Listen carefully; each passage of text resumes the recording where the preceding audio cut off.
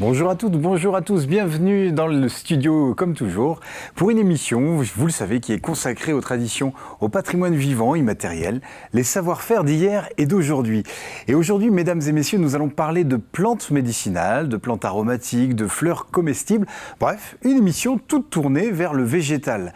Notre invitée, Leïla Chati, est une spécialiste, une botaniste, une douce de la feuille qui flirte avec les fleurs et qui croit, dur comme fertile, au pouvoir extraordinaire des fleurs. On laissait nos cœurs au pouvoir des fleurs, jasmin, lilas.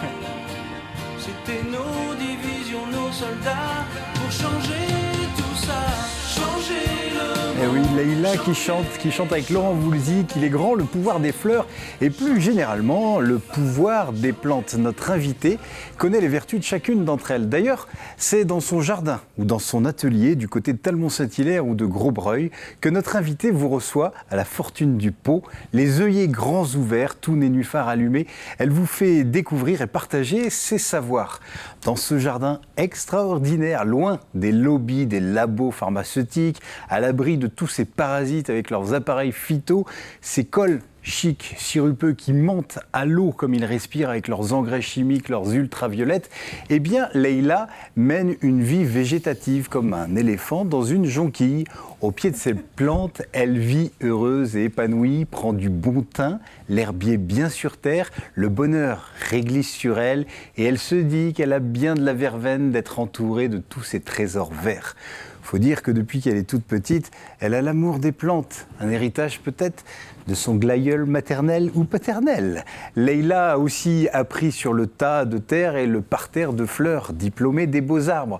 Maintenant, il faut la voir, à peine réveillée au chant du coquelicot. En robe de chambre, elle se fait des cures d'étamine, mange des genêts et de la chicorée. Qu'il pleuve, vente ou neige, tous les matins, elle est au rendez-vous de la suite dans l'orchidée pour un flirt avec les fleurs.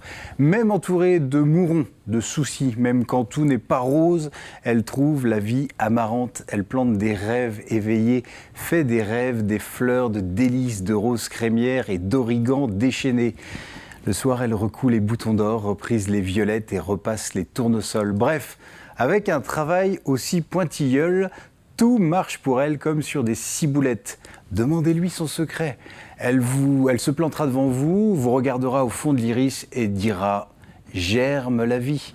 Alors, sur ces paroles, chère Jacinthe Leïla, on a bien envie de vous jeter des fleurs, vous donner un peu d'oseille et vous dire qu'on souhaite en prendre de la graine. Alors, au nom du lys, du lierre et du cyclamen. Allez, trêve de plaisanterie et de baliverne, comment est venue sa passion pour les plantes? Ça va mon fils? Que cultive-t-elle? Quelles en sont les vertus? En quoi consiste son activité? Qui sont les consommateurs? Et comment voit-elle l'avenir? Voilà autant de questions que nous allons lui poser. Leïla Chati, bonjour. Eh bien bonjour, alors merci pour tout ce baratin. Ah ça y en a du baratin, au kilomètre. Non mais c'est vraiment astucieux de prendre tous ces mots et ces fleurs et puis les associer ensemble, c'est très joli, très poétique. Merci beaucoup. Alors, je vous donnerai le texte si vous voulez. Avant d'engager la conversation, permettez-moi de vous présenter deux doux de la feuille, deux coureurs sur pistil, deux jeunes pousses bien vivaces que sont nos deux Jean-Pierre. Oh ben oui, il est flatté le Jean-Pierre. Oui. Et la fin de ta présentation, c'est vrai que j'ai vu Leïla arriver en vélo et je me suis dit quelle jolie fleur que ce cyclamen. Oh, ça c'est bon ça. Merci. Alors pour info, je suis pas venue à vélo. Faut jamais. J'ai eu la berlue. Vous allez bien les Jean-Pierre? J'ai eu la berlue. Tu peux répéter parce que je suis sur la feuille. Eh ben vous êtes en forme. Jeu de mots. Ouais, vous êtes en forme les Jean-Pierre, Oui, c'est bien, ça va. c'est tant mieux. Oui, ça va bien. Parce que voilà. Parce que voilà, ou peut-être vous avez pris des petites plantes avec des vertus euphorisantes, Oui, allez bon, savoir. on a pris des plantes qui font bien. Alors, au menu, Jean-Pierre Bertrand. Eh ben, elle le fait professionnellement. Autrefois, on le faisait, j'allais dire, pour des besoins familiaux. Et donc même on encore à l'époque, on soignait, ce qu'on appelait les guérisseuses, Ouais. à l'époque du médiéval. Là, on les va entendre- Les sorcières, sorcières, dans le bon. Voilà, On va entendre dans le deux mauvais personnes terme. qui témoignent d'entre les deux guerres de l'usage des plantes aromatiques et des plantes médicinales. Voilà. On va descendre dans le sud Vendée, là, cette fois-ci. Oui, une belle région. Faire plaisir bien, de temps en temps. gentil. Oui. Merci au sud Vendée. Merci. Et Jean-Pierre Pouvreau, alors un repas à base de plantes. Du rosière comme les tomates. Et donc, on est à la saison des tomates quand même. Là, tout le monde a planté plus ou moins des tomates dans son jardin ou pas. Et je voulais parler principalement de la tomate et de ce qu'on peut en faire en fin de saison, qu'on n'est pas arrivé encore à la fin, avec toutes les tomates qui ont encore le mérite de pousser et de nous éblouir et par leur goût et par leur présence. Très bien, on verra ça dans un instant. Leïla, Sauvage par nature, c'est le nom de la structure. Alors, présentez-nous cette structure. C'est quoi? C'est une ferme? Alors, on va dire que c'est plutôt un jardin. Un jardin. Alors là, je viens juste d'acquérir des terres, donc je suis un petit peu entre les deux. Mais donc, on m'a prêté 1 hectare de terre sur Talmont-Saint-Hilaire en 2021. Ok. Je remercie d'ailleurs Damien, s'il me voit. C'est un agriculteur du coin qui m'a prêté un petit bout de terrain qui était un peu enclavé, donc qui n'était pas facile pour y accéder en tracteur, etc. Mais ce qui est précieux, quand on sait le foncier, la difficulté d'obtenir du foncier. Exactement. Et puis j'ai une diversité de terres. J'ai autant de la roche-mère, de la terre assez compacte. Voilà, donc j'ai vraiment des espaces complètement différents dans le jardin, donc ça aide aussi pour les plantes et pour aussi la cueillette sauvage, parce que je fais aussi de la cueillette sauvage, voilà, sur mon propre terrain. Et donc j'ai acheté à Talmont, j'ai eu l'opportunité d'acheter des terres agricoles à Talmont et j'ai acheté 5 hectares. D'accord. Donc fin mars, voilà. Donc l'idée, ça va être de déménager pour pouvoir réaménager ces terres, avoir un espace plus grand de culture, donc pas 5 hectares non plus, parce que je suis toute seule à travailler. Mais voilà. L'idée, c'est ça, c'est d'agrandir et puis de développer toute la partie fleurs comestibles, qui intéresse aujourd'hui beaucoup les restaurateurs, les pâtissiers, les glaciers, etc. Enfin, voilà, tout le domaine métier de bouche, on va dire, au sens large. Et comment s'appelle ce métier, alors, justement ? Bonne question, parce que vous parliez tout à l'heure de plantes médicinales, donc il y en a qui se considèrent paysans herboristes, par exemple. Moi, je fais vraiment de la transformation à visée alimentaire. Moi, ce qui m'intéresse, c'est le goût, les saveurs, les odeurs, voilà. Après, on est un petit peu embêté toujours depuis le traité de Vichy.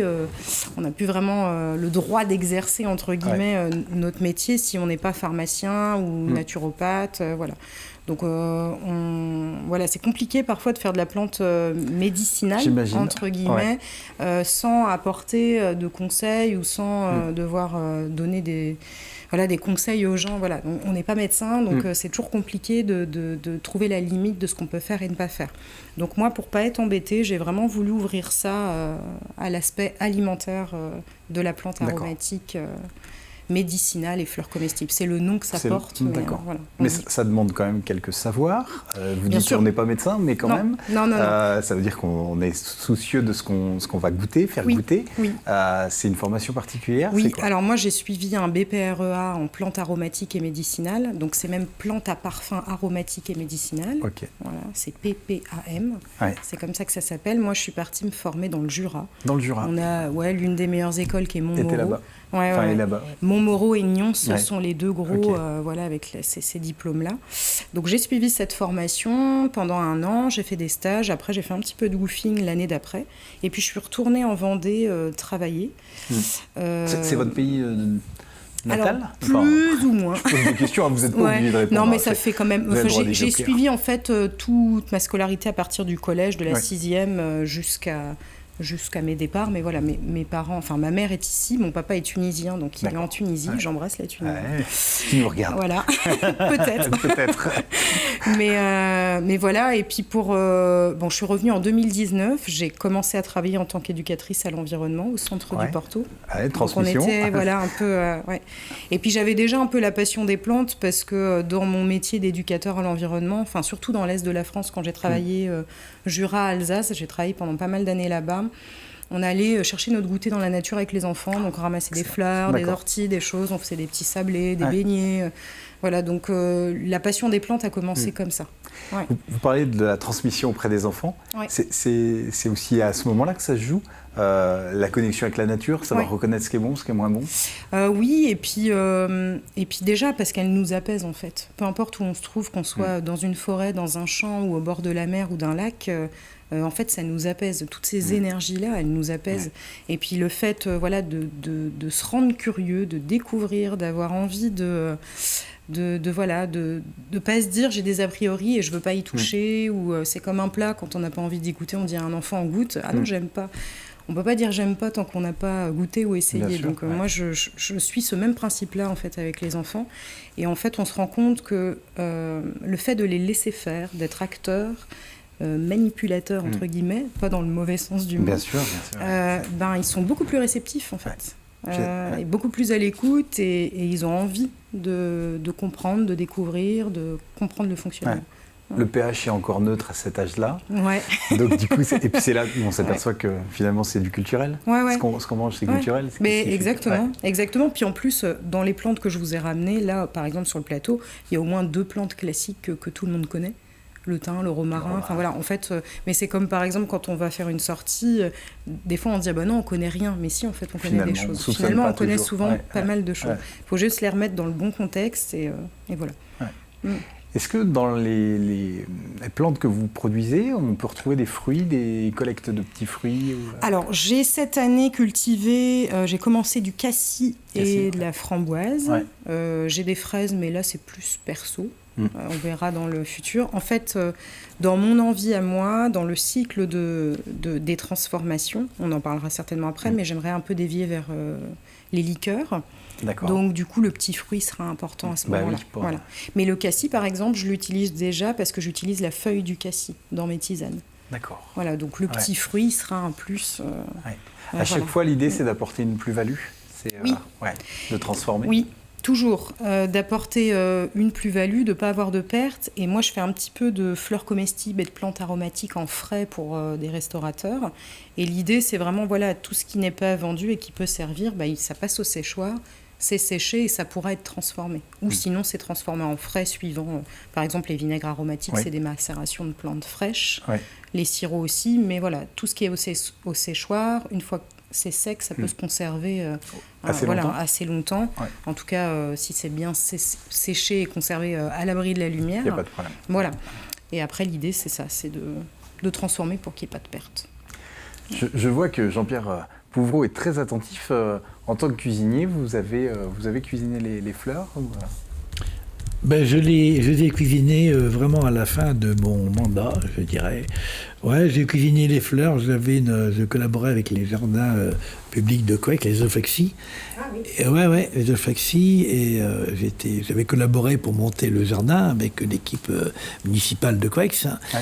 Et donc j'avais un menu à base de fleurs, et donc là ils cultivaient des fleurs pour me les donner, et je faisais un rôti de porc avec du miel, des fleurs, du cidre, pour qu'on déguste les fleurs qu'ils allaient pouvoir après sentir et admirer aux olfacties de Couëc. C'était une belle aventure. Très bien. Donc c'est là où j'ai appris à cuisiner. Moi, ma génération, on ne mangeait pas les fleurs. Ah voilà, oui. On les offre. Ah, on les offrait. Mais même à l'époque, je pense qu'on les consommait pas trop. Enfin, on les consommait pas plutôt trop, en tisane, peut-être dans des alcools aussi. La rose. Non, je vois que Jean-Pierre. Non. Un petit bond dans l'histoire, Jean-Pierre. Moi, je vais vous réveiller vos mémoires, les gars. Qui n'a pas mangé les fleurs? Non, des glycines. Ah non, moi j'ai jamais. Vous n'avez jamais mangé des fleurs de glycine? L'acacia peut-être, les beignets d'acacia. Oui. Ou le sureau. Oui, le sureau aussi. Ouais. Mais je veux dire, moi j'avais près de chez moi une belle glycine. Et ben on écartait les deux feuilles et hop, on mangeait ça, on se délectait avec ça. Ouais. On s'amusait, mais c'était pas dans la coutume gastronomique, je veux dire. Ah non.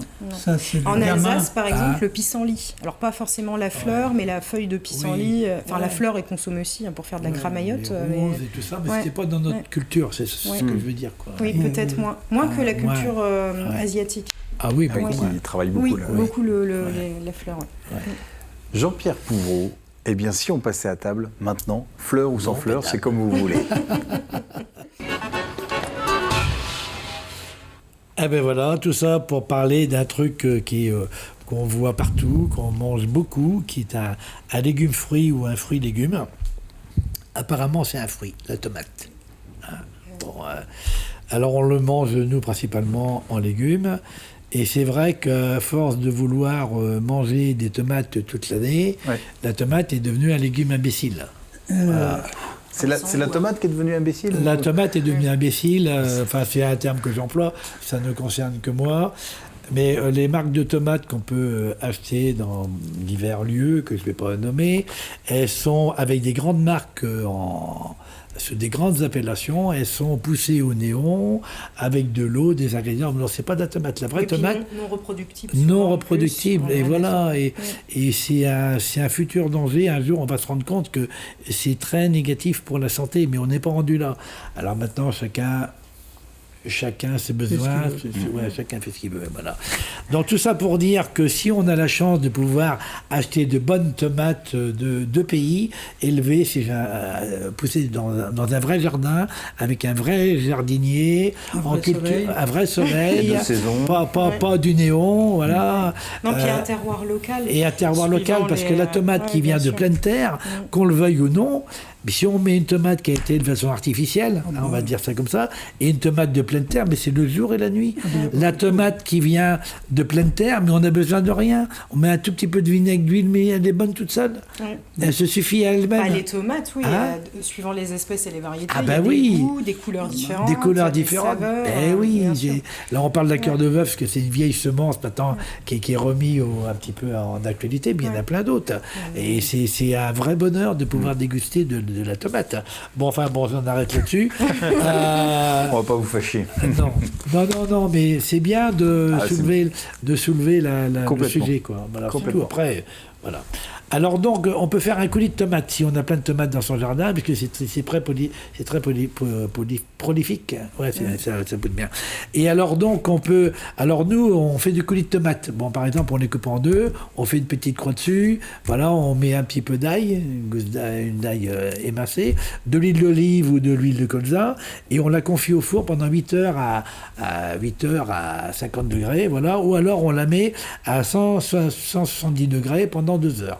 Voilà. Et à la suite de ça, avec du thym, du romarin, des herbes dessus, on les passe à la moulinette au presse-purée ou au mixeur. D'accord, c'est pas une cuisson dans une marmite, c'est une cuisson Non, en nature. Et là, vous avez un coulis de tomates nature légèrement parfumé avec les herbes et l'ail, et après, il faut le stériliser. Voilà, on le met en bocaux et on le stérilise. Sachant que la tomate a de l'acidité, en général, si on a un pH à 4, on n'est pas obligé de stériliser. Ouais, mais par précaution, si on veut conserver ça, enfin moi je conseille, je ne veux pas embrouiller la... Là, ça sent le débat de spécialiste. Non, il n'y a pas une histoire de débat. Non. Voilà, et puis suivant l'acidité de la tomate, nous on met un petit peu de sucre au besoin, si on voit qu'elle est vraiment acide. Voilà. Et alors autrement, on fait la sauce tomate classique avec 1 kg de tomates, des gros oignons, de l'ail, du laurier, basilic, origan, sel, poivre, sucre ou miel. Huile d'olive, on fait revenir le tout, les tomates dedans, et un coup à la moulinette, et on stérilise. Bon, voilà, c'est simple. Et alors, autrement, si vous voulez faire du ketchup, sans parler de s'embêter, ce que vous avez stérilisé, c'est bête et méchant. Vous faites un caramel avec du vinaigre de vin et du miel. Et ce caramel-là, vous le mélangez avec votre coulis de tomate à raison de 15 à 20% selon les goûts. Voilà, terminé. Vous faites votre caramel, vous le mettez dans la sauce tomate. Bon, vous goûtez. Bon, éventuellement, si vous voulez un goût plus prononcé, vous mettez un petit bouillon de cube voilà, un bouillon cube. Si on aime plus sucré ou moins sucré, un bouillon cube de poule, par exemple, ou un truc comme ça. Et vous aurez un ketchup maison que vous stérilisez également. Si vous voulez faire une bolognaise avec votre coulis de tomate et puis votre sauce tomate, mais vous achetez de la viande hachée, vous la faites un beurre moussant, vous faites cuire votre bœuf dedans avec du thym, du laurier, vous mettez votre sauce tomate dedans et vous aurez une bolognaise pour faire vos spaghettis à la bolognaise. Et les spaghettis, vous les faites cuire que 5 minutes et à la fin, vous mettez votre bolognaise chaude dans les potes et vous laissez les potes qui termineront de cuire tranquillement avec le goût de la bolognaise. C'était pas beau. En partant des tomates, voilà qui nous fait des spaghettis. C'est 3 chroniques en une seule. C'est bien. Ouais, mais j'étais parti. C'est son côté Rital. J'étais parti. L'idée du coulis de tomate, là, que ça fait un confit, en fait. La tomate bien sûr, confit, ça doit être vraiment très bon, ça. Hein. Et ça donne des envies, du coup. Non, mais bien. c'est avec plaisir. Leïla, on n'a pas précisé, mais ça me semble important dans votre démarche, on n'est que sur des plantes biologiques. Oui, en agriculture biologique, oui. Pas d'intrants chez vous? Non, 0 intrants, et puis j'ai même envie de dire qu'on est en plus du bio. Ouais. Ça veut dire j'ai pas de mécanisation, je travaille qu'à la main. D'accord. Alors j'ai quand même une débroussailleuse pour le très gros pour les mauvaises au printemps. Même pas.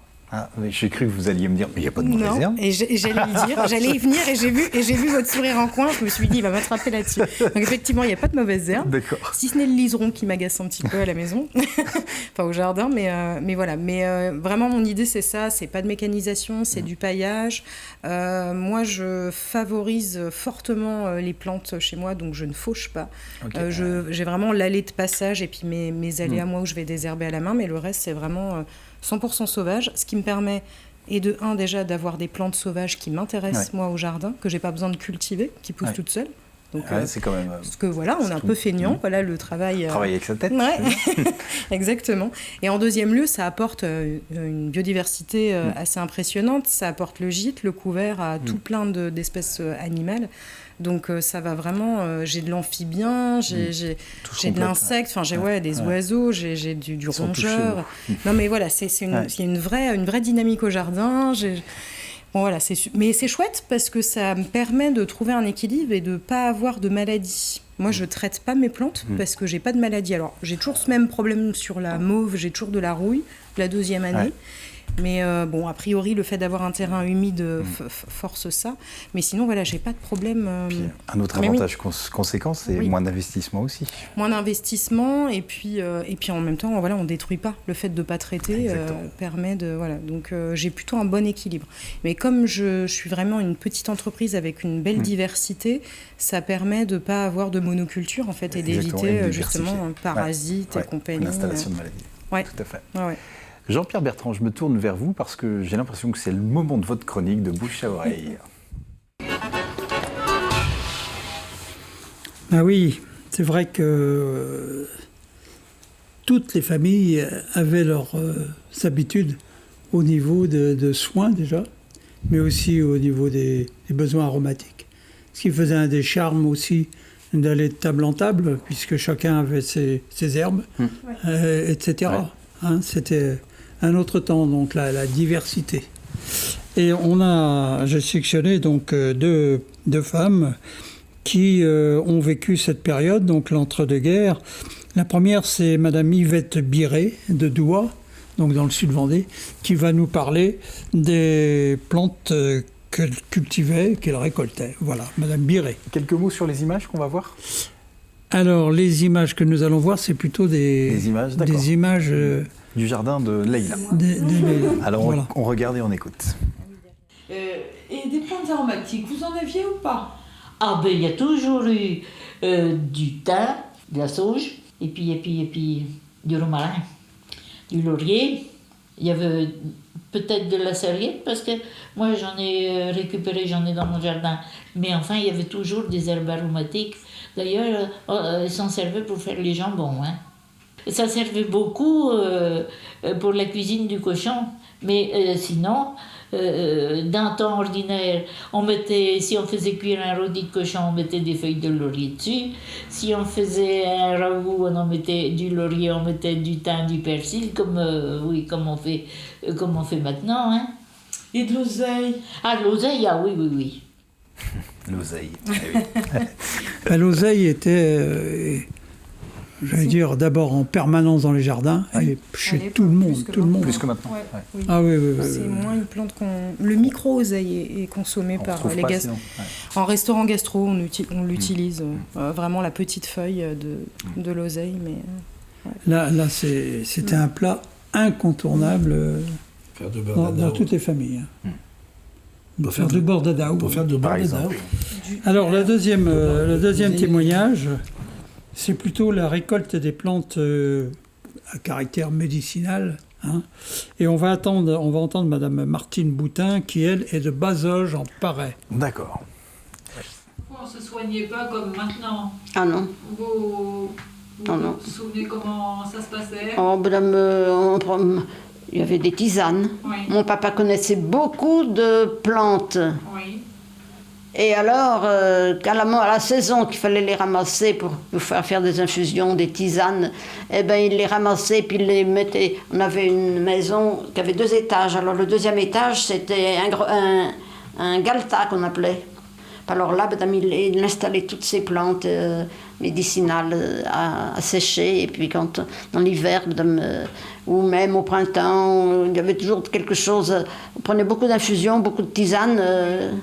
Si on avait un rhume, on buvait une tisane de bourrache, qu'on sucrait avec du miel. Eh oui, les vertus des plantes. C'est exactement. D'ailleurs, vous parliez de Bazoges, mais il y a un magnifique jardin aussi au pied du donjon. Je ne sais pas si vous connaissez. Non, Bazoges en Paray. Un jardin à découvrir. Ok. Alors, les vertus, vous pourriez... médiéval. Oui, jardin médiéval, oui, pardon.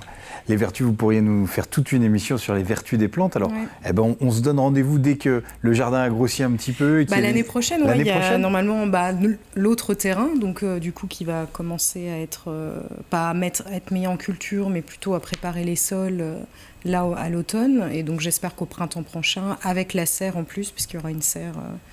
Il y aura une serre sur le terrain, du coup de grossir un petit peu et d'ouvrir à la visite. C'est tout ça, toute seule. Oui. Ah ouais. C'est mon activité principale depuis le 1er janvier 2023 et ça fait 2 ans en arrière que j'ai commencé en double actif. D'accord. Ouais. C'est tout le bonheur qu'on vous souhaite. Et puis tenez-nous au courant. Merci de m'avoir accueilli. Et merci beaucoup. Merci. Bon courage à vous. Beaucoup. Et puis à Béthou les Jean-Pierre. À Béthou. À Béthou. À Béthou.